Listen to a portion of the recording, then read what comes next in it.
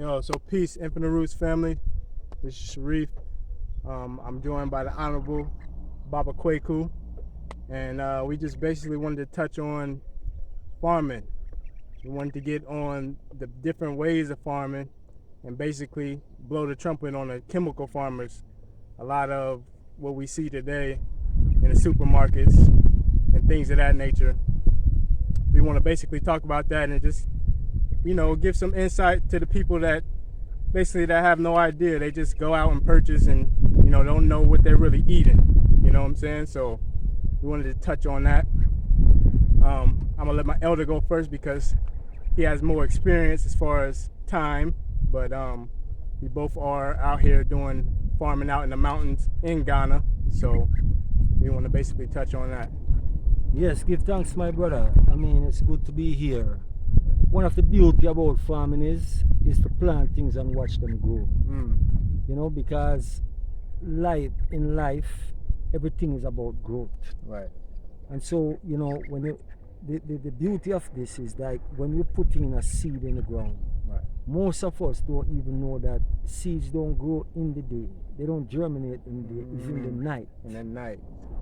You see what I'm saying? Yeah. Night that we are afraid of. So that is something that we have to observe. If you look at this land that we are standing in right now, the beauty about it is that they cut the land and then what they do, they burn. Yes. So that burn, the ashes and everything is going to help the plants to grow. If you look at the soil, you can tell that it's very rich. Right. Just looking at the soil, you can see it. Right. That's the beauty about it. Yeah. And we should always also add that when you actually burn the soil, you are enriching, you're basically bringing out the potassium that's the nutrients that comes out of charred material, wood or plant material.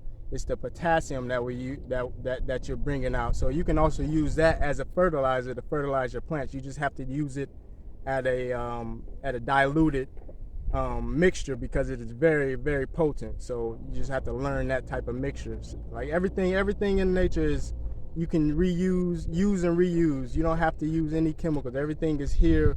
Everything has nutrients. So that's one benefit, like I was just saying, is the charred material is actually a boost in potassium and nutrients. So like you said, we see a lot of stuff that we planted near a charred area that just took off. You remember those cucumbers? The cucumbers and the corn. Yeah, right?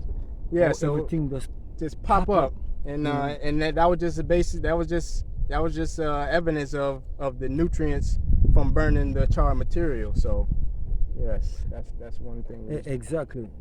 And the thing is that for me personally, I didn't even realize that in the motherland that there was so much that they were getting so much chemical from the West. Right. Yes. To deal with the food source. Food is here now. Right. There's lots abundance of food is here. Right. But one of the things is they're not just producing for Africa. They are producing for most of Europe because most of the food that Europe get is from here. So that's why more of us have to take farming personal for the preservation of our family, right? For the preservation of our people, right? We have to take this under our control. You see what I'm saying? Exactly. And we also need to pay attention. Like I said, a lot of people don't know. Yeah, a lot of places in Africa you can find good organic produce, but they also, like you said, we finding that this place is being pumped with chemicals. A lot of the places that's doing farming, you can go see some guy with a cassava farm. He's spraying a Roundup herbicide to kill out any of the plants and any of the weeds that grows in between it. But at the same time, the plant is withstanding the actual herbicide in the soil.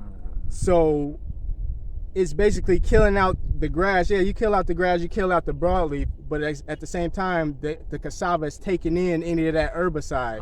It won't exactly kill the cassava. That's the thing that people need to know. It won't kill the cassava. It can still live, but at the same time, it's taking up traces of that chemical. You know what I'm saying? Right. And then the scientists, they even have it deep enough to where they go in the lab and they create a certain type of corn in particular. We can speak about the corn. Yes. Now the corn, this corn is made to be sprayed with any chemical. You can spray it with any chemical. You can spray it with any type of herbicide that kills out broadleaf or any type of grass, but it will not kill the corn. Mm-hmm.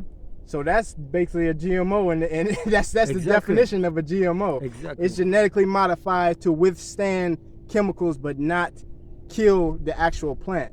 Right. So you have to be cautious of things like that.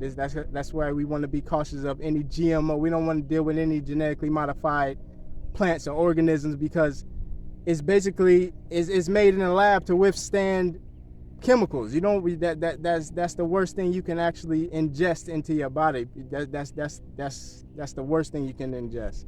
Yeah, because I mean I remember observing this guy spraying the cornfield up the street from here. Right. And you find out none of the corn died.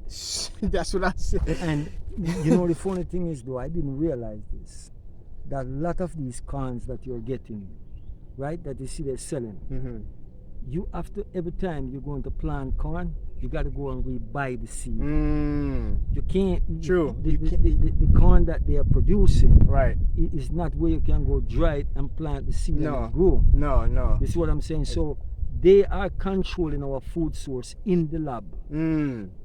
So just like even when you think about not just but because even I look at marijuana as a food also, right? Because it's food for your brain. Right. But what they are doing now with what they are putting out there is the same thing. Every time you plant, you reap, you have to go and buy the seed. So that's what everything coming down to now. Right. So that's why we have to talk about preservation of seed. Preservation of seed. Yes. You see what I'm saying is, so we preserve the natural seeds. And the funny thing is right now what I remember from looking online trying to find seed.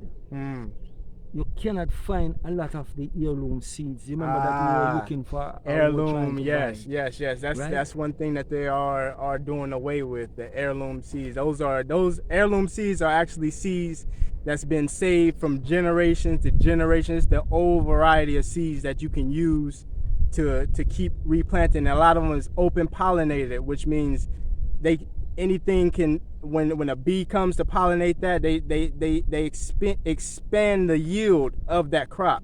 So it's open pollinated. It's not genetically crossed with anything in the lab. It's open pollinated. It's free. So a lot of heirloom seeds, open pollinated seeds, they're kind of doing away with them because they see that they need to control the food source, and the only way they can control the food source is if they put out their seeds. They put out their seeds and have you plant their seeds. So if once whatever seeds that you plant produces, you have to go back and buy the seeds because the seeds won't germinate. So that's the real powerful thing behind the genetically modified foods we need to be aware of.